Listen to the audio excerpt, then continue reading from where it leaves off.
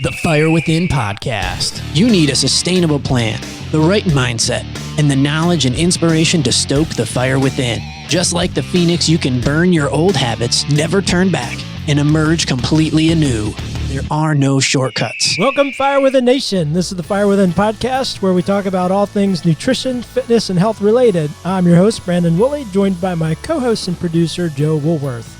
Hello. Today, I'm excited about our guest. Her name is Amanda Rettenmeyer, wife and mother of 3. She's lived in the Triangle almost her entire life, owns and runs a carpentry business with her husband, Bill. She loves serving her church and at her children's schools as well. She loves to read, watches the Hurricanes play. She's really good at crossword puzzles as well. So, welcome, Amanda. Hey. We wanted to talk today about your story with health, fitness, nutrition. You've got this amazing transformation, and also wanted to talk a little bit about implementing those changes with your whole family, especially with kids. It can be hard, and a lot of our listeners are moms. And it's not perfect, and it's a struggle, but there has been some progress. So let's kind of start from the beginning, just kind of with your transformation story. 2.5 years ago, we had decided that we needed to make some changes. For me personally, I had been the heaviest I'd ever been. I was absolutely miserable with health issues of backaches, headaches, every day, aches and pains. My knee was constantly bothering me. And so we decided to join a gym and just made that commitment.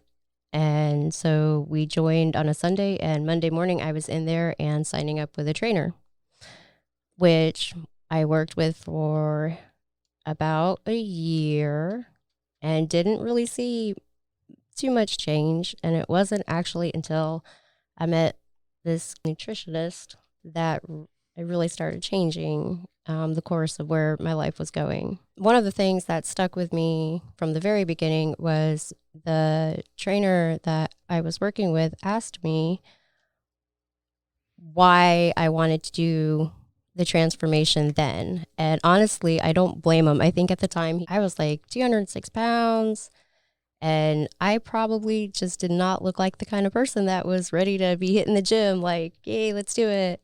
So honestly, I told him, I had done everything to get right with God, done everything to get right, with therapy and stuff. So I was like, I've done my mind, I've done my soul. It's like, it's time to get my body right. So we ended up, like I said, I worked with him for a very long time, and like multiple days a week trying to exercise and just get there. And it was such a struggle still. But really what turned it around was when I started talking to you about nutrition and meeting with you about that. And since then, I've learned so much. And it's been amazing, the transformation that has taken place based on changing my perspective of how I looked at everything. Because the way I looked at everything, I just thought literally the way to lose weight was you went to the gym every day and killed yourself for hours. I didn't know any different. And it's so hard to find the right information for nutrition because it's so conflicting. This is what you need to eat. This is what you need to not eat. And I think for everything you can find where they say eat this, someone's saying don't eat it. That's exactly right. And I think that's a real important point for our listeners is I think the general consensus is that you exercise more, eat less. I started off like that first trainer with just the training approach. And I'm like, I have clients working with me 3 times a week. And 6 months in, they've lost like 1 to 2 pounds. And they're doing everything I say exercise-wise. What's the missing link? And it was the nutrition piece. And that's why I decided to really focus on that. So it's not that, it may not have been that the training protocols you were doing were incorrect. It's just if there's hormonal blockages and other things going on, it's just not going to work.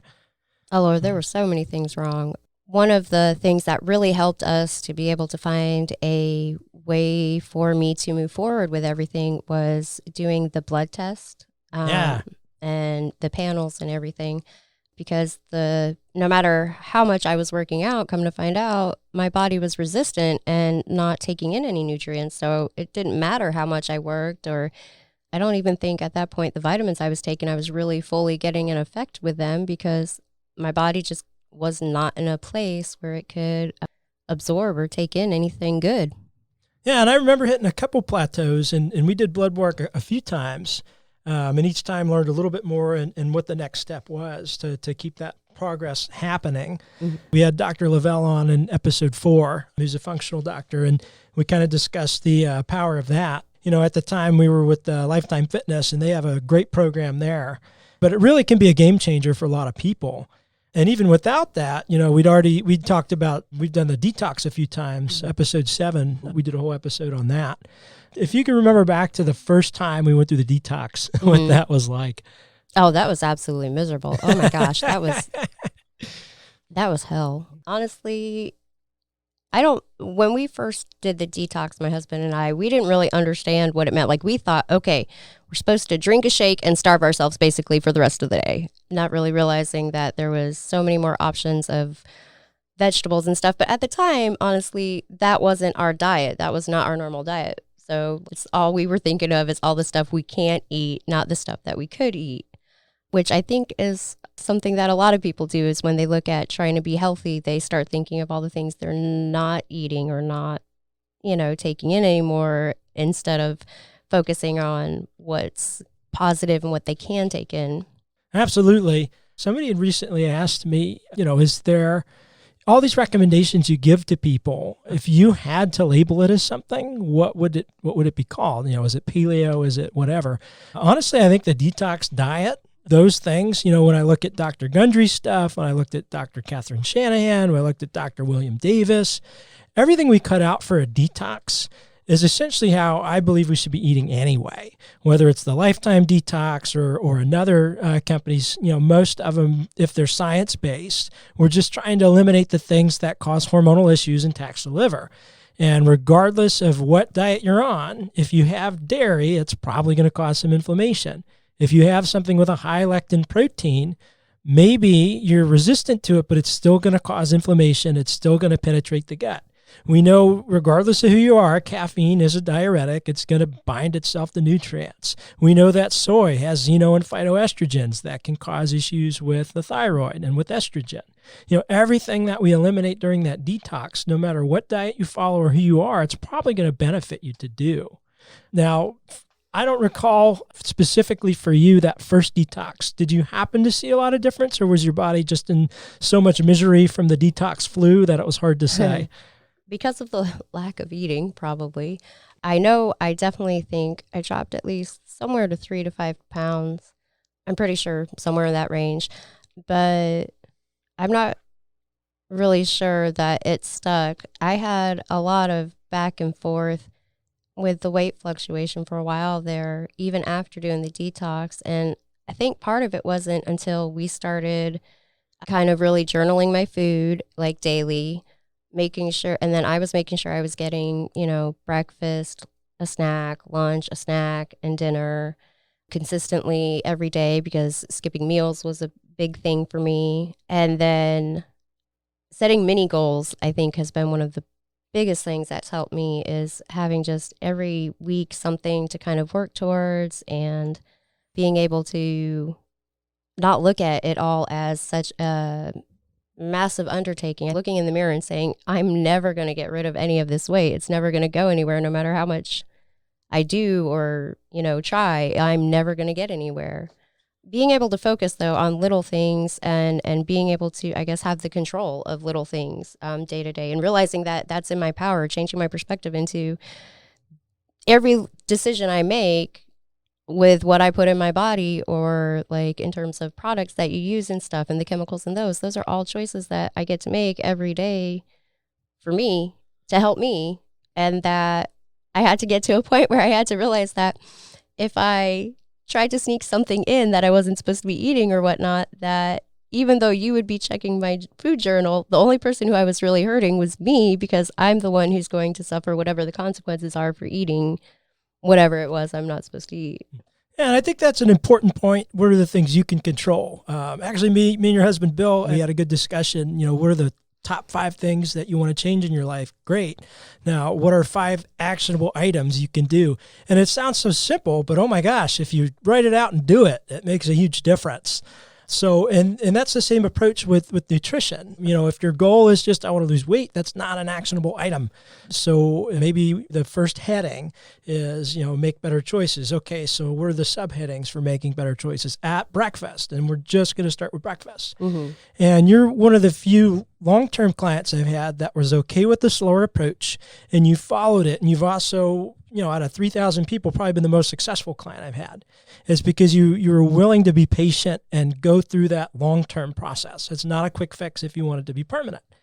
Now, I did want to back up just a second. You said something that may have sparked the interest of a couple of our viewers. You ate more and you lost weight? Oh, yeah. Well, oh, God. So 3 kids, totally time consuming, not finding the time, trying to rush around, skipping breakfast all the time. But I've since come to understand that in order to keep your metabolism going and everything, you need to be eating. And it's so counterintuitive to think the more I eat, the better my body's going to be. But really, that's how we're designed, is to be more efficient by putting in the good things that our body needs so it can do its job. And by not eating, instead of making it so we're not gaining weight or whatever, we're depriving our body of being able to do all the important things it needs to do. Right. And I don't want my listeners to be confused with intermittent fasting. Intermittent fasting is okay if at the end of the day you've gotten all the nutrients you need. But if you're eating one small meal because you're so busy and you're in a deficit of nutrients, that's where we start getting into trouble. Because, of course, there's plenty of benefits to intermittent fasting for the right body type and what their insulin and blood sugar's like. But if you're missing so many meals that you're only getting 30% of the nutrients you need, that's a problem. Got anything to add there, Joe? When you were talking earlier about not seeing results for a year and you kept going, that's pretty fantastic. I know I've been guilty of working out for weeks in the past and being well, I don't look any different. And that was hard. I'm out.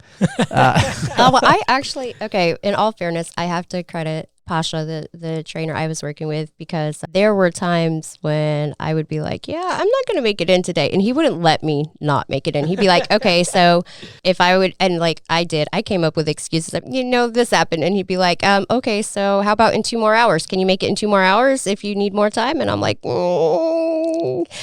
So then I'd be like, oh, maybe. And if I was like, no, I can't make it today, he'd be like, so what other day can you make? He was relentless, unfortunately, or fortunately, I guess. Yeah. Did you feel stronger? Did you feel like you had more muscle development? Did you feel healthier after working out more? Until you added the nutrition piece? Or was it not until you added the nutrition piece that you felt the change? Honestly, I think it was probably when I really added the nutrition. I just have to say that, a lot of people have asked me, because I have lost 71 pounds. And so, a lot of people ask me about, how'd I do it and this and that. And everybody's like, wow, you must go to the gym all the time. And I'm like, not as much, no more than I would say most people would go, maybe.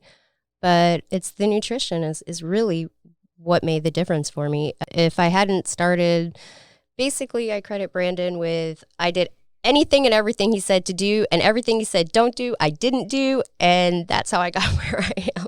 Literally the only client I've had that, well, maybe one other one, but that did everything.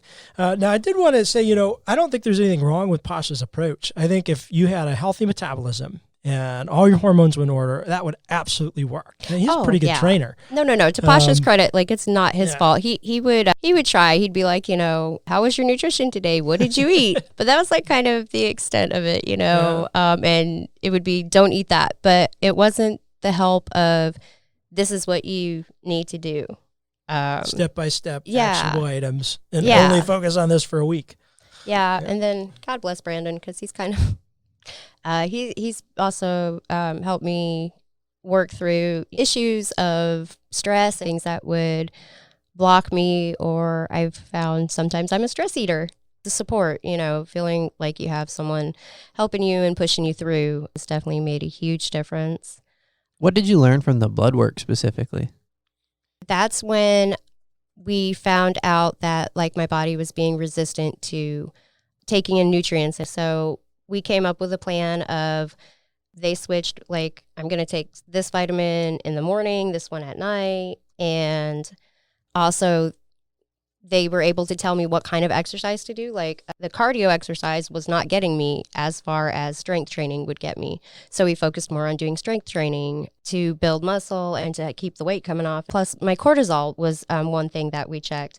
And my cortisol level was like through the roof. That was a really helpful test. My cortisol found out was like really high in the morning, which makes sense because part of one of my issues was insomnia, constantly. I'm talking days, like 3 or 4 days in a row without sleep. That was the most alarming thing when we first started working together. And I go, how are you alive? Do you feel like that insomnia also fed into your mood and things like that? Definitely. And now, even though it may not be 100% resolved, can you talk about the differences between then sleeping and then what it's like now? I have like a routine now, a bedtime routine. Try to go to bed around the same time, take my vitamins before I go to bed, try to have a cup of tea to relax a half hour before I go lay down and everything. Before I would just go to bed whenever, would literally just stare at the ceiling. Like I'm an avid Grey's Anatomy fan because I used to watch it on Netflix again and again and again because you got to do something when you can't sleep. So, but now it's really not as much of a problem. I mean, I'm tired at night and I lay down and I can go to sleep. Part of the problem though before too was Dr. Pepper. I was a Dr. Pepper addict. Like I didn't think I'd ever be able to stop drinking Dr. Pepper. Now I drink water, lots and lots of water. Yeah. I actually, with your permission, you'd shared your results. This is the March 2018 ones, and I actually have those. And with your permission, of course. And it's pretty amazing now that I'm looking at all the markers, all the self-reported symptoms. I don't think you really have any of these anymore. Okay, go ahead. Well, no, I don't want to tell them on air. That's health information. But so just if anybody's still, on the fence over whether or not they feel like blood work is worth it, it's worth it. I think it's expensive. It's not cheap, but I think it's a lot cheaper than some of the health complications and chronic prescription medications and potential surgeries and things that could come later on. So it's definitely an investment that's well worth it. One of my concerns with the sleep too is that dementia runs in my family, and I love watching documentaries and stuff. And I watched one on Alzheimer, and the whole thing about sleeping being important for your brain and everything, and to break down whatnot. And I was like, okay, so this is definitely something that concerned me. So my sleep was definitely a major thing that I wanted to get under control. Yeah. And for the listeners that missed episode 3, a couple of the things that contribute to Alzheimer's the most, one is sugar. There's an end product called amyloid plaque that builds up in your brain. And we could only flush that out through a system called the glymphatic system during sleep.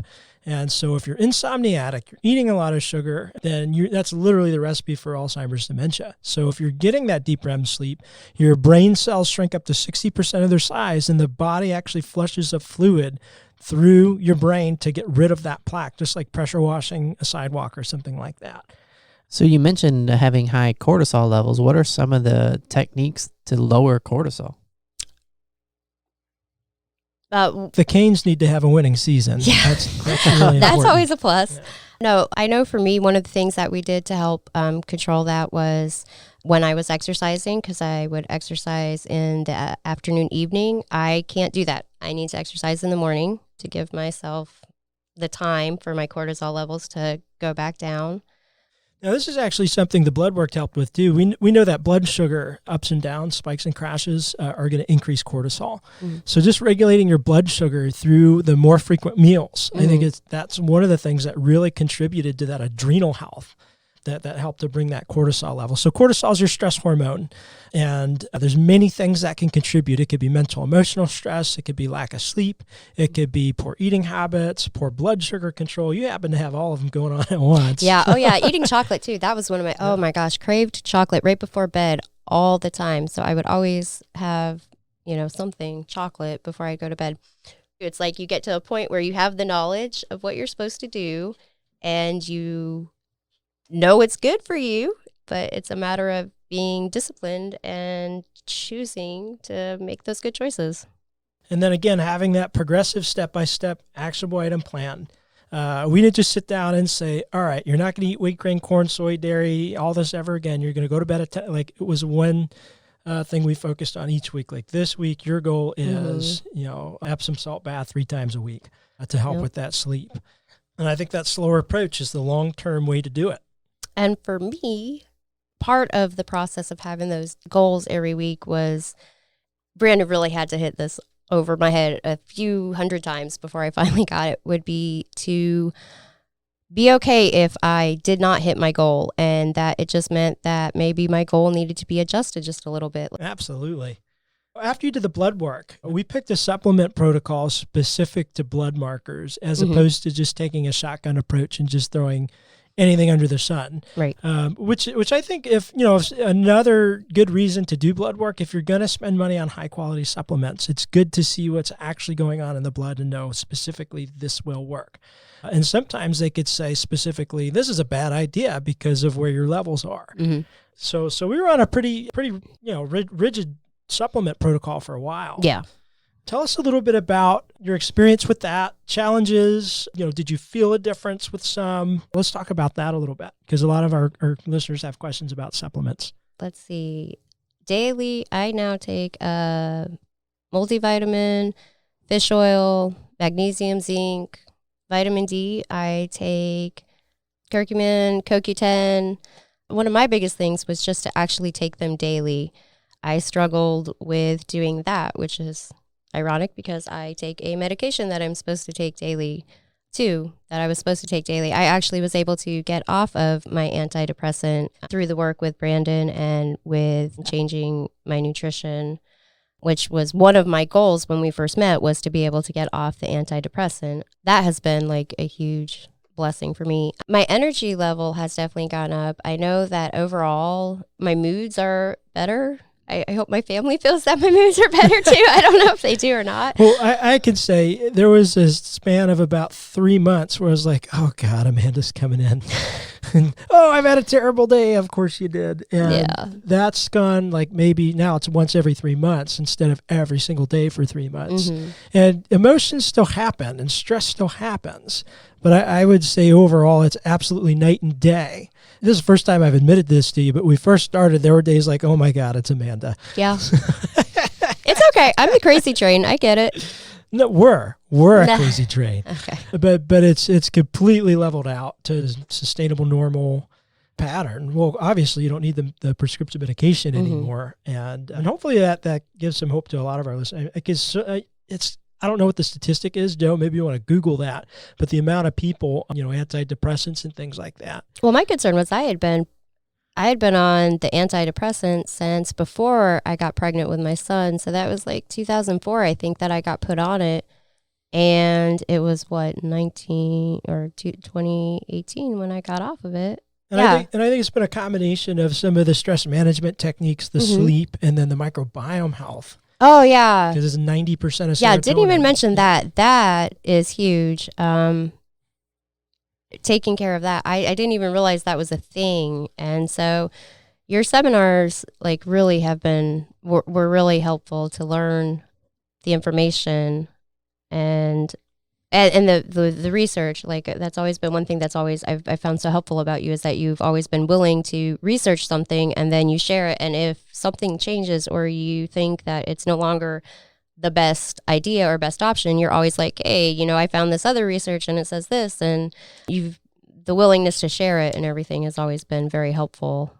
If you're trying an approach and it's not working, it doesn't make sense to keep trying that approach. How do you know when to quit an approach? I think if you're looking holistically, is your sleep improving? Is your mood improving? Is inflammation down? Is your skin improving? If none of these things are happening, if your energy's dropping and things are getting worse, that's probably a good time to change approaches. It's 1 in 6 Americans are on antidepressants. 1 in 6. Wow. So that means if we have, let's say we had 1,000 listeners, that means there's like 180 of them that are on. That's wild. You can get off your antidepressants over time, potentially with your doctor's approval, through increasing your microbiome health, which means adding more vegetables, cutting out the no-goes like wheat, grain, corn, soy, dairy, and then learning stress management techniques and sleep. It's definitely possible. Oh yeah, that's it about the microbiomes. Because I was having headaches every day, that my doctor had given me a prescription for 800 milligram ibuprofen that I literally was taking one to two of those a day for the headaches, for my back aches, for my knee hurting. My poor body didn't really have a chance. So even if you were eating the right things, you had no chance of absorbing them correctly. Yeah. Yeah. So with ibuprofen and NSAIDs like that, it literally can eat holes in the lining of your small intestines when it's chronically used. So I would recommend, if possible, not using them for more than 3 days in a row for chronic issues. And as a bonus factoid, we've talked about this before, olive oil actually serves the same effect as a low-dose ibuprofen, if it's a high-quality olive oil, in terms of anti-inflammation due to its polyphenol content. So potentially, sucking down a little bit of olive oil, if it's high quality, can help with inflammation, but do nothing negative to your gut. That's a plus. That is a plus. Taking care of myself and getting myself on track, I thought would be the hardest thing. I take that back. Getting my kids on a healthy track, holy smokes, that's a whole nother ballgame. Meal times are crazy. I got to be honest, listeners, I don't have any kids. I would read up on it. One of the best books, I think, on child nutrition is Dr. Kelly Dorfman, How to Cure Your Child with Food. We got to link that in the show notes. The best resource I found. But I'm reading this. I'm like, oh, this sounds easy. And I think you're naive. About 7 minutes, having dinner with you guys and seeing it actually applied, I'm like, oh man, both you and Billy are saints. You guys have great kids, but dealing with picky eating, oh my gosh, that's a tough nut to crack. Although, everything's not perfect. If you think back to, a year and a half ago, I bet there's 30 items in their day that they're no longer eating. Oh my gosh, no, I'm thrilled about the things that we don't have in our house anymore. As stupid as that sounds, I'm sure. We don't have cereal in our house anymore. My kids used to eat cereal morning, noon, and night, and there's really no great option out there. If it's not full of sugar, it's a grain that's not good for you, Now, just for fun, what was the most prevalent cereal? I want to look this up real quick. Lucky Charms. Oh my gosh, you should love those. Heart Stars and Horseshoes. They have an only marshmallow version that they come up with every once in a while. They put unicorns in them, and so Megan was devastated when it became, no, we can't eat those. Oh, no. All right, let me see if I can pull up some quick factoids here. This could be a lot of fun. So the first ingredient is whole grain oats, then it's sugar, oat flour, and then we've got our corn syrup, corn starch, modified corn starch, dextrose, which is a sugar, salt, gelatin, trisodium phosphate, supposedly that's in a cleaning chemical at Lowe's. Sweet. Yellow number 5, yellow number 6, red number 40, blue number 1, and other colors. So one of the issues with added colors is, I know for kids especially, it's going to exacerbate ADHD symptoms. And I'm sure there's some cancer and thyroid issues with that as well. My son was diagnosed with ADHD a few years back, and one of the first things they said was to eliminate red number 5, I think, from his diet. Now, if we look at, and this without including the milk, there's about 22 grams in a serving, which the average American, you're not going to get 17 servings out of a box. You're going to get about 8. So it's more realistic. You're getting about 45 grams of carbohydrate, which is 20 grams of sugar. And we're going to divide that by 4 to figure out how many teaspoons. So that's, is that 5 teaspoons of sugar for breakfast? Don't look at me. Math's not my thing. Which is the same as 5 Oreos. So definitely not a new Oreos. Right. And that's a typical, that was my breakfast going to school. It was Cinnamon Toast Crunch, it was Cocoa Puffs, Reese's Puffs, Cookie Crisp. Those of you that remember that commercial. So that's a big win. And that's So just it's one the same, item. you said it's the same, eating a bowl of Lucky Charms is the same as eating 5 Oreos for breakfast? Correct. If it's an actual serving size a person would use. Yeah, but nobody does that. Nobody does. No. I remember crushing like 3/4 of a box at a time. So, but that's a huge win. What are a couple other items? A soda. We only drink the Zevia soda now, which is awesome. Most of them don't have caffeine in them. I think every now and then we'll buy the one that does have caffeine, just the cola. But the kids like the cream soda, the root beer, the ginger ale, the black cherry. it's a better option. They have a Dr. Pepper flavor. They do, Dr. Zevia. That's awesome. So, and the big thing with Zevia, it has 3 ingredients pretty much. It's carbonated water, stevia to sweeten it, and flavor. That's it. So there's no dyes. There's no sugar. It's 0 calories. I don't care if you guys have like 3 of them a day, whatever. You're probably going to be fine. And they're at the grocery stores now. It's like Harris Teeter. You can buy them there. I think I saw them at Food Lion maybe once, maybe. but it's not, you don't have to go to Whole Foods or anything anymore just to go get them. Now, one of the struggles we found is you were starting to be able to create a better environment at home. Mm-hmm. However, then they'd go eat their school lunch. Mm-hmm. What were some of the issues that came with that? Well, we needed to limit the amount of money that they could spend daily because one of them, not going to point out who, was enjoying extra bags of chips, extra ice cream every day, a couple other extra snacks, cookies, multiple snacks. And then I think even though we were trying to foster a better environment at home, they were still sneaking them home in their book bags and bringing them up to their rooms so they'd have snacks at night. So, I don't know, maybe the moral here is you can't control everything they're going to be exposed to, but you could at least lead by example and create an environment in the home that slowly over time starts to rub off on them.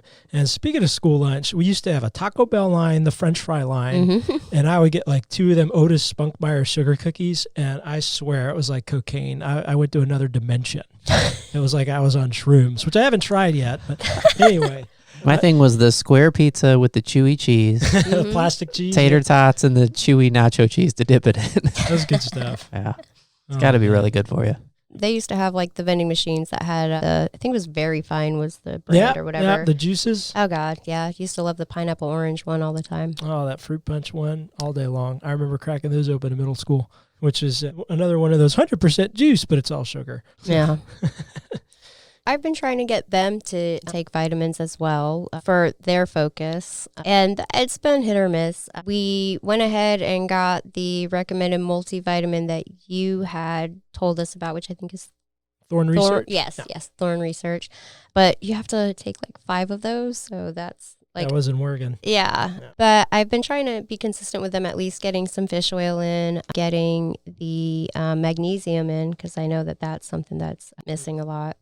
We've gotten to the point where we keep a bottle of fish oil in the car. So on our way to school, after we've had our breakfast, which is paleo waffle and a yogurt drink usually, we can take it as we're getting out of the car, but we're getting it in. That's a big deal, especially for kids. What we're looking for is avoiding an essential fatty acid deficiency. And what that is when they eat so much of the standard American diet types of fats, which are primarily vegetable oil, their skin, their brain is all built up of the wrong types of fats. And they could have skin issues. You can see pica type symptoms. Pica is where they eat really odd items because their body knows they're missing something. And they go, so like if they eat chalk, that's a really, there's kids that eat Play-Doh and chalk. That's a good sign of a zinc deficiency. Or if they're eating sticks of butter, like that's common. Or maybe eating out of a mayonnaise jar. That's a really strong sign that there's an essential fatty acid deficiency, which is going to, impact their gut health, their bowel movements, their brain health, brain function, skin, and adults too. This could, it could be in adults, but so fish oil is a great way to give them one of the most high quality types of fats to help reverse that. I have a child who would consume a whole jar of mayonnaise and be content with it. But at least we've got her on the... Primal Kitchens Yes, one. Primal Kitchen, yes. That's the best one we found. Yep, the Primal Kitchen. So at least it's a healthier. Yeah, so it's avocado oil, which is a healthy fat versus, soybean oil or another type of canola or vegetable oil. Mm-hmm. There's those funny things online all the time where it's like I replaced my water bottle at the gym with like a mayonnaise bottle just to freak people out. Mm-hmm. Stuff like that. Yep. That's funny. It's still... battle. Like our youngest is constantly, if I eat this, does that mean I can be done? Like she tries to negotiate every night her way through the meal every night. But she's actually gotten to a point where she will at least try new things. And that's kind of part of the Kelly Dorfman thing, is getting them to try it consistently. But that is something that takes a lot of patience as a parent too, is to go through that and to push through that process. But it's worth it, although she swears now she still hates sweet potatoes. If you think back to when you started trying to implement changes with them, has there been any noticeable change in their behavior and performance in school? And it's okay if there hasn't been. Well, I have to say that one thing that I'm very happy about is I've noticed that the older two definitely tend to lean towards making slightly better choices. We are constantly checking out different snacks to try to find something healthy that we can get them to latch onto. And every now and then they'll pick something. So that gives us better options. I think that was one of the biggest things that we had to break in our household was snacking. They'd have little bags of chips, just anything. It just felt like they always seemed like they were snacking. So, of course, meal times were always stressful anyway because nobody wanted to eat because they had already ate. But that's been a huge change too. We don't buy the boxed food anymore. Like that was, as a mom of 3 little kids, that's the easiest thing to go to is a box of macaroni and cheese or a box of whatever it might be, instant potatoes, whatever it is. That's the easy thing to grab. And I don't know if it's because my kids are a little bit older now. It's just easier now to not lean on the box. That's out of our house. We don't buy the boxed foods. We don't use it because of all the process that it goes through. I mean, it's the Franken food. It's not the real food. They're almost completely devoid of any nutrients. Yeah. Now, just from a snack perspective, give our listeners just a couple items that you now have on hand if they do want a snack. All right. So they'll sometimes have the Epic bars, the meat bars. There's the RX bars. They'll eat those.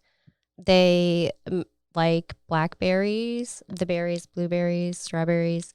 They'll do yogurt drinks, but the Greek yogurt drinks, not the animal full of sugar ones. We have found like chips that are the avocado oil chips. Kettle brand. Yeah. Yeah, Himalayan pink sea salt. One of my kids loves seaweed. She loves to snack on that. Beef jerky. Yeah. Which is good if you get the right kind. Yeah. And every now and then we'll do like olives. They love olives, so olives is a great snack. That's a good fat. I think they finally got over complaining about not having stuff. And once they got past complaining about not having things, that made it a little bit easier to introduce things. It's almost like depriving them of it long enough. They were finally like ready to be like, okay, what are you going to feed me since I can't eat this, this, and this anymore? Yeah. And it is a grueling process. This is not quick, guys. This takes a long time. And I'm sure results may vary by family, but slowly it is changing, and I think it does make an impact. If you take the phones out of the equation, they do better with sleeping. I think that hopefully they're doing better with their focus at school. At least the reports from the teachers have become less frequent. So, I mean, there have been some positive changes. Like I said, like I've noticed that they're starting to make some good choices. They love almond milk. Holy cow. I cannot keep almond milk in the fridge, which is awesome. Huge win. Yeah, we don't do dairy milk at all. So, and it does make a difference because I know that my youngest was talking about how horrible she felt after lunch, like every day. And I was like, well, what's going on? Come to find out, she was having regular dairy milk with her lunch every day. So that's why she wasn't feeling good. So now we just get the water at lunch. Now, for your adult meals, I'm gonna kick this off. So I'm very fortunate. We get to have a card night once a week, and your husband Billy, he's an awesome cook. He's amazing. Yeah, and he's got this. He's got this like flat top for the stove, and he'll do like these amazing stir fries. He got me turned on to that Epic bone broth. Yes. Like most bone broths taste like ass. I'm just going to be honest. But he let me try this Epic one. Epic's an incredible brand. I've always done their bars, but they do, nose to tail, properly sustainably raised meats. But he let me try, it was like a jalapeno beef one. I'm like, how is this bone broth? This is amazing. Awesome friends. They could just take the easy way out and just serve any crap, but they buy like the organic top grade stuff and just treat you amazingly. But I've learned a lot of different foods, even just through what you guys are cooking that are now in my recipes. So it's kind of like spreading like fire. So I help you a little bit, you get it going, and now I'm learning things from you. And I think he's not learning it from me. My husband's an amazing cook. Yeah. He's learning it all from my husband. Yeah. And now half the stuff I research is like stuff Billy's texted me, and he's looking this stuff up. So like right now we're really into the sleep deprivation pods, and I'm like, I got to do this. So that's something we'll have to do an episode on soon. Well, just sparking the interest, being interested in it, and then implementing some of it. It's kind of a neat thing to see happen. Mm-hmm. So there's hope. It just takes time. It does. It's a process. I mean, that's definitely one thing you really have to realize is that there's no quick fix. There's no shortcuts. It's work and it's dedication, and it's the little choices. Like some days it was every minute I had to make the little choices to get where I am. And I think if you have a chance, you're going to put a picture, kind of a before and after of where I was and where I am now, so people can kind of see. We could probably make that the thumbnail. Sure. Now, thinking about where you are now and where you are then, and you were to think of the things that made a pretty good impact. Honestly, one of the biggest things I would have changed is I would have focused a little bit more about maybe bringing my family along with me sooner, because it's great that I'm where I am, but I think it would have been, one, I probably would have I felt a little bit more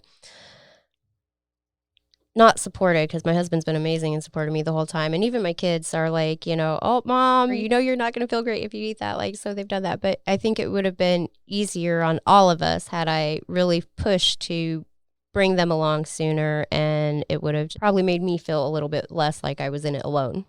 I think sometimes in order to feel like you can make an impact on someone else, it does take getting to a certain level to where, okay, I got the hang of this. Now I can bring them on board. So some of you guys, if you're looking to start a change and it hasn't happened yet, see how much of your family you can get on board with the get-go. Now, you are very fortunate. Billy's super supportive, super supportive. I don't think there's anything he's, if he thought it would help you, he's never said no. He's amazing. Like, he is good at everything he does. It's actually really annoying. It's beyond annoying. So we actually renamed all the card games Billy Wins. Yep. and that's the truth every time. Don't bet money against Billy. No, you will never win. Idea. Now, the last question I always ask our guests, and this is talking directly to the listeners, what are the top 3 things you would tell somebody looking to start a transformation that they should do? I would say make sure that you are really doing it for yourself and that you're ready to commit, because it's something you have to want for yourself. No one else can put that desire in you except for you. I think that's what kept me going to the gym, is that even though sometimes it was hard, I really wanted to, I knew I wanted to do it for my family, for myself, but for my family too. I wanted to achieve, a better life. So I would say start out with mini goals, definitely. Set the little goals for yourself, whether they're daily, weekly, and journal. Journaling helped me a lot, being able to see what I was eating, because then when I wasn't getting where I needed to be, or if I wasn't feeling great the day before, we were always able to go back and look and say, okay, well, here's probably why I wasn't feeling great. Maybe we shouldn't do that again. and just knowledge. I think just really trying to seek what's going on. I've actually, because of all of this, started a program to get certified for nutrition so that I can feel more confident, because people ask me all the time about, how have I done it and blah, blah, blah. But I know what worked for me. I'd really just like to have a broader general knowledge so that when I'm talking to someone about something, I might be able to tell them something about what could help them, not just based off of what's helped me. Yeah, and that program is Precision Nutrition, if anyone's interested. That program's dope. You can learn a lot through that. And then also, that's a great base, but just, seeking out what are some of the health professionals that are prevalent and consistent with their information that checks out across the board, and learning from books and podcasts and being able to compare those so you can say, I've heard this and I've heard the opposite, which one's true. The more research you do, it's easier to identify what the true health knowledge is out there. And it is going to vary from person to person based on your physiology, which is why there's not a one-size-fits-all. But I truly do believe that almost detox approach being the basis for most people, at least 80% of the time, is a good way to go.